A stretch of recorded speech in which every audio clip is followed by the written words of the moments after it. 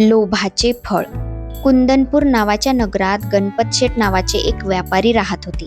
व्यापारामध्ये त्यांनी बराच पैसा मिळवला होता, परंतु ते अत्यंत लोभी असल्यामुळे मिळवलेल्या पैशात त्यांना समाधान वाटत नव्हते. कंजूसपणाबद्दल तर सबंध कुंदनपूर नगरात त्यांची ख्याती होती. एकदा त्यांची मोहरांची पिशवी हरवली. त्या पिशवीत 100 सोन्याच्या मोहरा होत्या. त्यामुळे ते मनामध्ये अतिशय दुःखी झाले.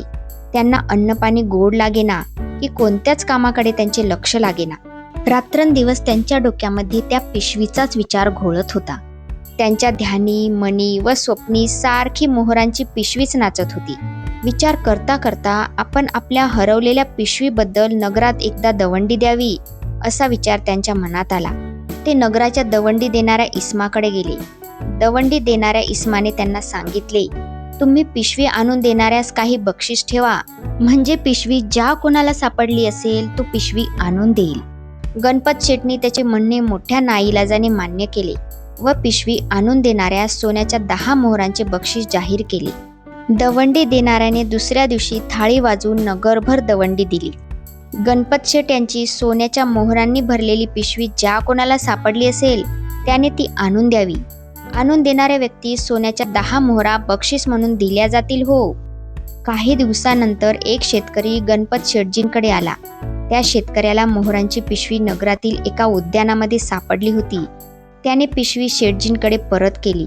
शेठजींनी पिशवी हातात पडताच अगदी घाईघाईने सोडली आणि मोहरा मोजल्या. त्या बरोबर 100 भरल्या. ते मनामध्ये अतिशय आनंदले. त्यांनी त्या शेतकऱ्याची अगदी तोंड भरून प्रशंसा केली. त्याचे पुन्हा पुन्हा आभार मानले. ते त्याला निरोप देऊ लागले. तेव्हा त्या शेतकऱ्याने शेठजींना दवंडीची आठवण करून दिली व म्हणाला, शेठजी, तुम्ही पिशवी आणून देणाऱ्या व्यक्ती सोन्याच्या 10 मोहरांचे बक्षीस ठेवले होते. माझ्या बक्षिसाच्या 10 मोहरा मला चटकन द्या, म्हणजे मी आपला निघतो. वा वा वा, बराच ठग दिसतो की. गणपत शेठ हातवारे करत त्या शेतकऱ्याला म्हणाले, अरे बाबा, या पिशवीमध्ये माझ्या 110 मोहरा होत्या, समजलास का? मी आता मोजल्या तर त्या 100च भरल्यात. हे तू प्रत्यक्ष तुझ्या डोळ्यांनी पाहिलेस ना? शक्य नाही, शेतकरी ओरडून म्हणाला. या पिशवीत 100च मोहरा होत्या, 110 कधीच नव्हत्या. तुम्ही आता निव्वळ थाप मारता आहात. मी ती पिशवी जशी सापडली तशीच तुमच्या स्वाधीन केली आहे. तेव्हा मला तुम्ही जाहीर केलेले बक्षीस मिळालेच पाहिजे. कधीच मिळणार नाही.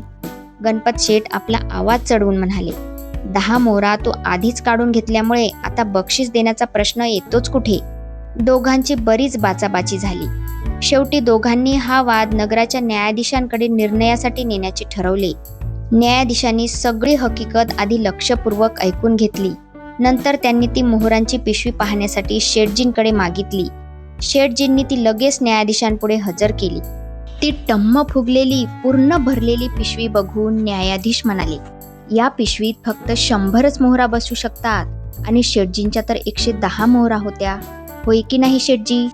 हो तर, अगदी बरोबर, 110 मोहरा होत्या.